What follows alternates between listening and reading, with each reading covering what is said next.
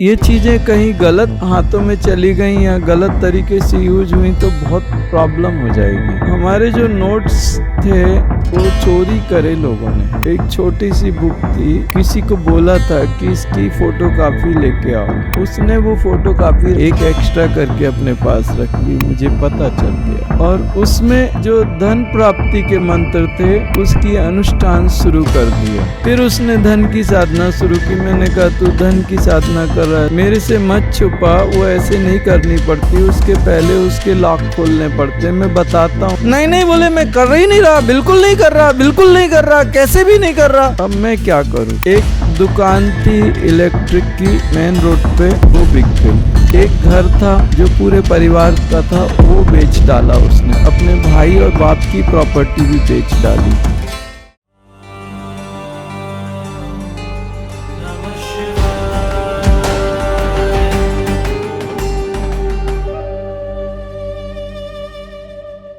मैं एक आपको घटना सुनाता हूँ कि साधना जो होती है उनकी तो जो साधना थी, हमने किसी को बोला था कि इसकी फोटोकॉपी लेके आओ। एक छोटी सी बुक थी, उसने वो फोटोकॉपी रख ली, एक बना के, एक एक्स्ट्रा करके अपने पास रख ली, मुझे पता चल गया। और उसमें जो धन प्राप्ति के मंत्र थे उसने उसकी अनुष्ठान शुरू कर दिया। मुझे वो भी पता चल गया कि वो अनुष्ठान कर रहा है धन प्राप्ति का। तो वो क्या होते हैं, वो लॉक्ड होते हैं। तो मैंने उससे पहले पूछा, आपने फोटोकॉपी करके एक कॉपी अपने पास रखी? बोले नहीं नहीं नहीं, बिल्कुल नहीं, ऐसा हो ही नहीं सकता, मैंने नहीं किया, बिल्कुल भी नहीं। 30-32 साल का, 28 साल का लड़का था, कुछ बिजनेसमैन था। फिर उसने धन की साधना शुरू की। मैंने कहा तू धन की साधना कर रहा है, मेरे से मत छुपा, वो ऐसे नहीं करनी पड़ती, उसके पहले उसके लॉक खोलने पड़ते, मैं बताता हूँ लॉक खोल। नहीं नहीं बोले, मैं कर ही नहीं रहा, बिल्कुल नहीं कर रहा, बिल्कुल नहीं कर रहा, कैसे भी नहीं कर रहा। अब मैं क्या करूँ। एक दुकान थी इलेक्ट्रिक की मेन रोड पे, वो बिक गई। एक घर था जो पूरे परिवार का था, वो बेच डाला उसने। अपने भाई और बाप की प्रॉपर्टी भी बेच डाली और इतना सारा कर्ज कर लिया अपने ऊपर कि लोग उसको ढूंढ रहे। ये हो चुका उसको। एक बार मैं वहीं पे उस गांव में गया और किसी की दुकान पे गया, दूसरे हमारे सेवाधारी थे, तो मेरे पास आया, भैया जी ऐसा हो गया, भैया जी बहुत हो गया। तो मैंने जोर से चिल्ला के कहा, तूने मंत्री की मेरी बुक कॉपी करके अपने पास रखी? नहीं, जोर से चिल्लाया, किया नहीं किया? लिखी है। धन प्राप्ति की साधना की? नहीं की। जोर से चिल्ला के बोला, लिखी। मैंने बोला था मत कर, या करना है तो मैं लॉक बताता हूँ, बोला था, तूने फिर भी सुना? नहीं सुना। उसका उल्टा प्रभाव आया और तू बर्बाद हो गया। और तू बर्बाद हुआ, ठीक है, बाप की प्रॉपर्टी में भाई का हिस्सा होता है। वो माता पिता बेचारे, उन्होंने जिंदगी भर कमाई करके अपने लिए घर बनाया, तूने गिरवी रख दिया। कल के दिन तू पैसे नहीं चुकाएगा तो उनको घर के बाहर कर देंगे लोग। पूरे घर को तूने चौराहे पे खड़ा करना है। ऐसा क्यों करना था? जिस चाकू से आप सब्जी काटते हो उससे किसी की जान भी जा सकती है। ये सारी एनर्जीज ऐसी हैं, ये पावरफुल एनर्जी है, तुरंत आपको रिजल्ट देती हैं, लेकिन इसका गलत प्रयोग अगर किसी ने किया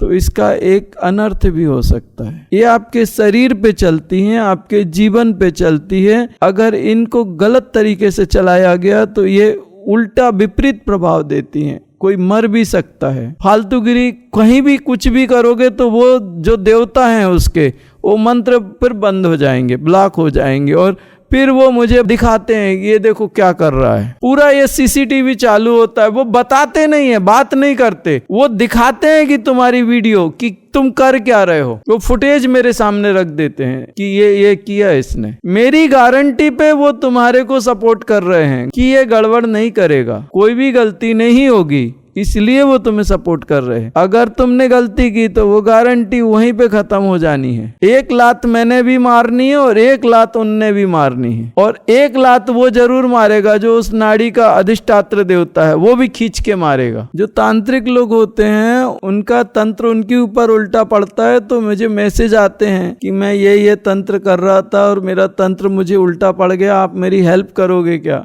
मैं आऊं क्या शिविर में? बिल्कुल मत आना, मैं कुछ नहीं करूंगा। ऐसे लगभग आते रहते हैं इन तांत्रिकों के मैसेज। उनको मालूम रहता है क्योंकि वो उस फील्ड से हैं, तो उनको पता रहता है ये कर सकता है, तो वो मैसेज करते हैं हमारा करके दोगे क्या, हमारा तंत्र हम पे उल्टा पड़ा है। तो ये सारी चीजें क्या होती हैं कि अगर कहीं गलत हाथों में पड़ गई तो इसका गलत प्रयोग हो सकता है। नमः शिवाय। भैया जी, साधना करते समय मंत्र अपने आप बंद हो जाता है, इसका क्या उपाय है? कृपया मार्गदर्शन करें। एक स्थिति के बाद में मंत्र महत्वपूर्ण नहीं होते। वो व्यक्ति जो आवाहन कर रहा है वो उस स्थिति में पहुंच गया कि वो कुछ भी करे, कैसे भी करे, वो आ जाते हैं। जिसको बुलाना चाहे वो आ जाते हैं। मंत्र ना भी करे तो आते हैं। वो मंत्र भी एक समय के बाद में बंधन हो जाता है, उसको भी तोड़ना पड़ता है। आखिरी में सब टूटता है, हर बंधन से आजाद होता है साधक। कहीं से कोई बंधन नहीं, प्रकृति उसके सारे बंधनों को तोड़ती है। वो अलग स्वतंत्रता देती है प्रकृति, उसके लिए व्यवस्थाएं अलग हो जाती हैं। वो एक मस्ती का समय होता है। कौन मंत्र याद रखे और कितने मंत्र याद रखे और कैसे कैसे रखे, वो समझ के बाहर है। आप शराब पीने के बाद में आप अकाउंटेंसी के काउंटर पे बिठाला जाए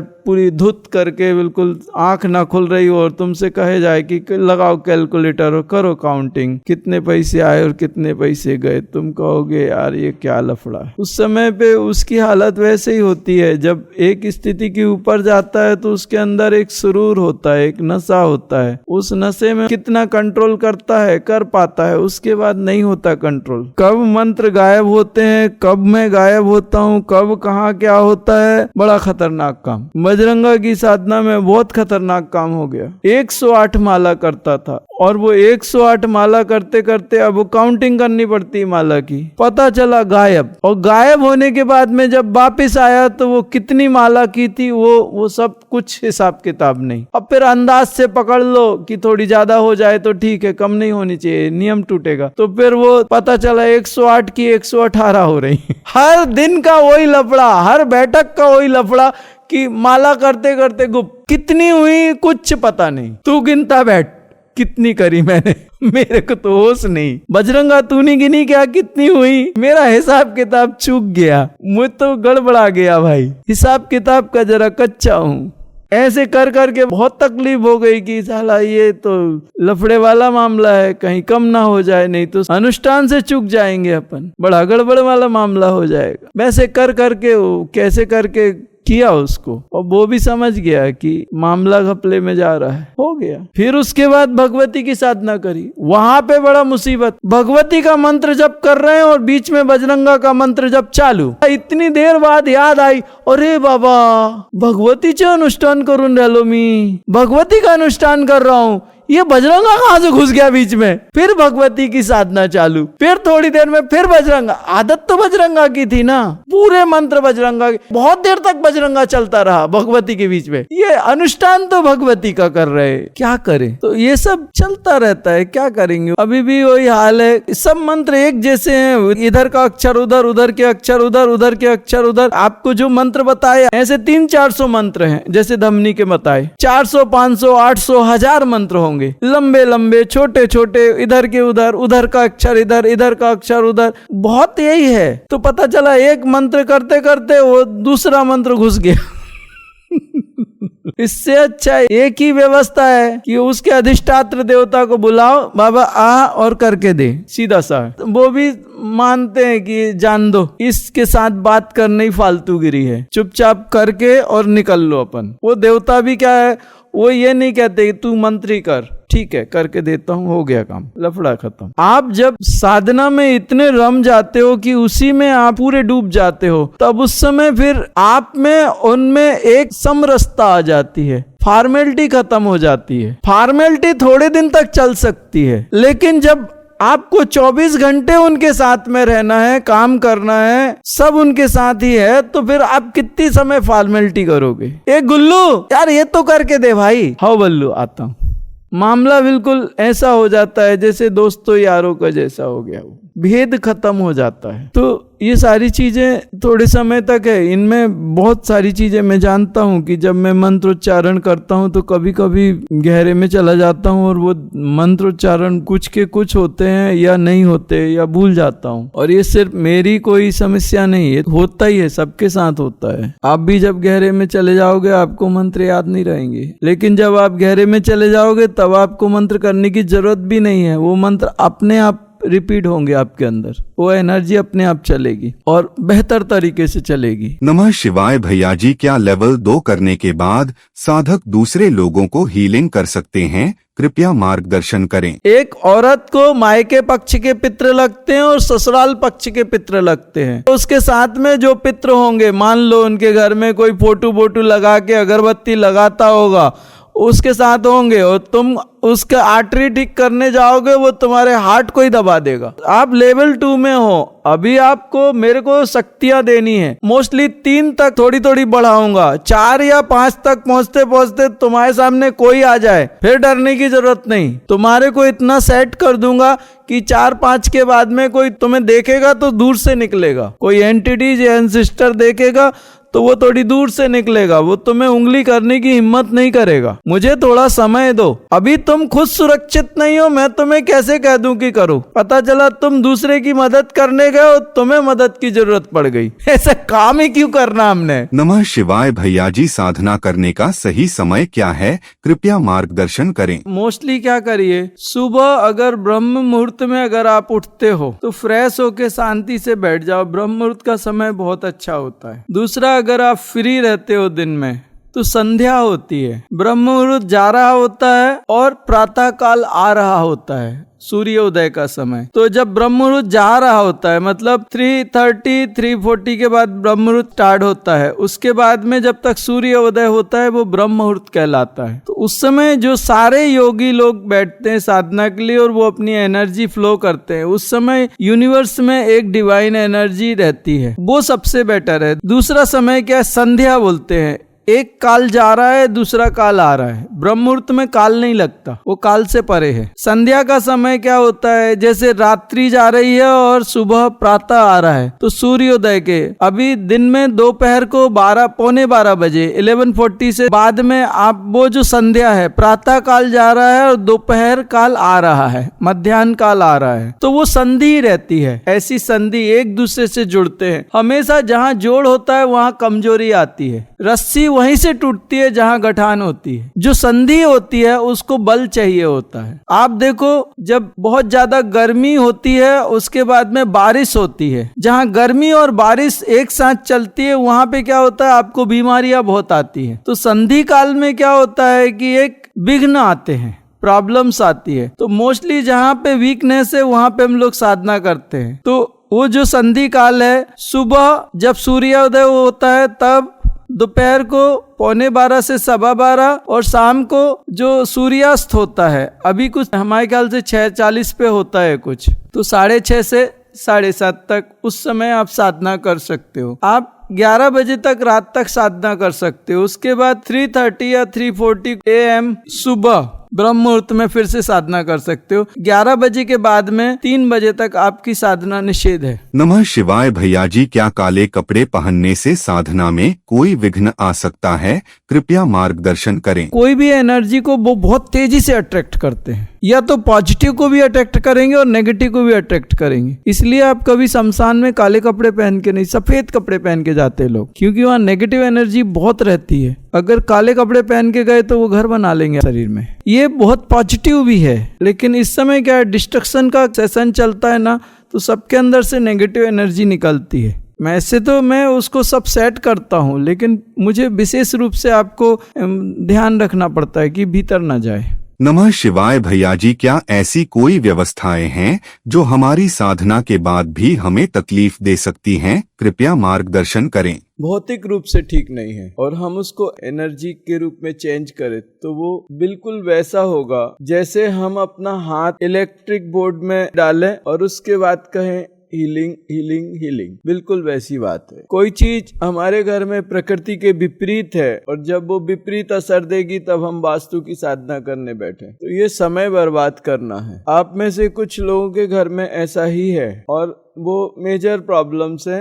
एक्चुअल वास्तु 60% तक भी ठीक हो तो चलता है, 100% वास्तु गलत नहीं होना चाहिए। तो कुछ चीजें ऐसी हैं, ये लेवल 2 मुख्य रूप से इस बात पे आधारित है कि हमारी फॉल्ट किधर है, हमारे जीवन में ऐसी कौन सी व्यवस्थाएं हैं हमारे जीवन को खराब कर रही हैं। नेचर के साथ हम डिसबैलेंस्ड हैं, डिसकंटिन्यू हैं या नेचर के कहीं अपोजिट जा रहे हैं, इसकी मुख्यता है, इसकी विशिष्टता है लेवल 2 की। लेवल 1 साफ सफाई का है, थोड़ी जानकारी का है, एक दूसरे को समझने का है। आप हमें समझिए, हम आपको समझें। लेवल 2 में फाइनल हो जाता है कि हमें एक्सेप्ट है। तो जब एक्सेप्ट कर लिया जाता है तो सबसे पहले ये देखा जाता है कि जब हम शुभारंभ कर रहे हैं, श्री गणेश कर रहे हैं, अशुभ क्या क्या है उनको खत्म करो। जो चीजें हमारे जीवन को लॉस में लेके जा रही हैं, माइनस में लेके जा रही हैं, उनको हमें समझना चाहिए। सबसे पहले उन रीजंस को खत्म किया जाना चाहिए, उनका उपचार किया जाना चाहिए जो चीजें हमें नीचे लेके जा रही हैं। सबसे पहले अगर आप लाभ की तरफ चलते हो तो हानि कहाँ कहाँ से हो रही है, उस हानि को रोको पहले, फिर बाद में आप लाभ की ओर बढ़ो। अगर हानि रोक दी आपने तो जो हमारे लॉसेस हैं वो रुक जाएंगे वहाँ, फिर अपन देखेंगे कि अच्छा क्या है, उसकी तरफ बढ़ेंगे। मेरा सिस्टम ये कहता है। तो हमारे को यहाँ पे सबसे पहले लेवल 2 का यही सिस्टम है कि चेक करो कहाँ कहाँ से लॉस में जा रहे हो, कौन कौन से रीजन से लॉस के आपके। एक लॉस आपका अगर वास्तु ठीक ना हो, क्योंकि वो चीज आपके जीवन को डायरेक्ट प्रभावित करती है और बुरी तरह प्रभावित करती है। हमारे जीवन को जो सबसे बड़ी प्रॉब्लम्स हैं पहले उनको सॉल्व करो। अपने जीवन को उठाने के पहले जो चीजें हमारे जीवन को गिराती हैं पहले उनको खत्म करो, सीधी सी बात है। सिस्टम यही कहता है, बराबर है। नमः शिवाय भैया जी, आपके द्वारा बताए हुए तरीके से वास्तु करने पर घर की अलग अलग जगह का वास्तु कितना अच्छा है या कितना बुरा है, कैसे पता चलेगा? कृपया मार्गदर्शन करें। इसमें यह है कि आपका किचन किस दिशा में, कहाँ पे, तो उसको एक नंबर दिए गए आपको कि -4 +3। तो आप देख लीजिए कि आपका किचन किस दिशा में आ रहा है। कंपास रखिए, लिखिए किचन इस दिशा में है, बेडरूम इस दिशा में है, ये ऐसा है, ऐसा है, ऐसा है। इसमें बालकनी वगैरह शायद नहीं लिखी, वो तो माइनस में ही जाएंगी अगर नॉर्थ ईस्ट में नहीं है तो। फिर उसके बाद में इस चार्ट पे देखो कि अगर आपका बेडरूम साउथ ईस्ट में है तो वो माइनस या प्लस, कितने माइनस या कितने प्लस, तो इसमें नंबर लिखा है माइनस और प्लस। अगर साउथ ईस्ट में बेडरूम हो तो वो उसको क्या नंबर दोगे आप, माइनस दोगे या प्लस दोगे? तो अपने घर का वो चार्ट निकालो कि मेरा बेडरूम इधर है, मेरा बैठक इधर है, किचन इधर है, मेरा गेस्ट रूम इधर है, मेरी बेटी का रूम इधर है, मेरे बेटे का रूम इधर है। उसके बाद में वो सब देखो कि वो कितने कितने नंबर तुम्हें देता है। उस दिशा में है तो कितने नंबर देगा। किचन आपका साउथ ईस्ट में है तो वो कितने नंबर देगा। किचन अगर आपका नॉर्थ ईस्ट में है तो वो कितने नंबर देगा। तो वो माइनस और प्लस में नंबर लिखे हैं उसमें। 60% आपका पूरा वास्तु ओके होना चाहिए, 60% मिनिमम 60% आना चाहिए। अगर 60 के 50 के नीचे आता है तो वो वास्तु बहुत खराब है। उसमें ग्लास के कंपास में वो जो देवता हैं उधर बैठे हैं, वो क्या देते हैं आपको, वहां आपके घर में वो रहते हैं। वास्तु पुरुष एक ऐसी व्यवस्था है, उसके पूरे शरीर में देवता बैठे हैं, कुछ अच्छे कुछ बुरे। वो ये मैसेज देता है कि यहाँ पितृ बैठ, तो पितृ अल्प आयु देगा। अगर वहां पे पितृ की जगह पे आपने विंडो ओपन करी है या दरवाजा खुला है तो घर के लोगों की आयु कम होगी। ऐसे ही दूसरे देवता है, लक्ष्मी है तो वो धन देगी। उसके बाद इंद्र है तो वो तुम्हें राजप्रियता देगा, तुम्हारे को सारे पॉलिटिशियन सपोर्ट करेंगे और सब लोग ऑफिशियल लोग सपोर्ट करेंगे। उसका पुत्र है बाजू में, मतलब धन दौलत उससे भी आती है। पॉजिटिव जितने भी हैं अगर खुले हैं तो पॉजिटिव आएगा, और अगर आपने नेगेटिव जगह पे रोशनी कर दी या विंडो कर दी तो वो देवता जागृत हो जाएंगे और आपकी गर्दन पकड़ेंगे। तो वहां पे वो कंपास ये इंडिकेट करता है कि कहाँ पे पॉजिटिव है कहाँ नेगेटिव है। अब आप जहाँ पे बंद कर सकते हो या जहां ओपन कर सकते हो वो आपके ऊपर है, आप कैसे करोगे। दिखने में भी सुंदर लगे, यूजफुल भी हो और एनर्जी भी सेट हो जाए, तीनों चीजें एक साथ होनी चाहिए।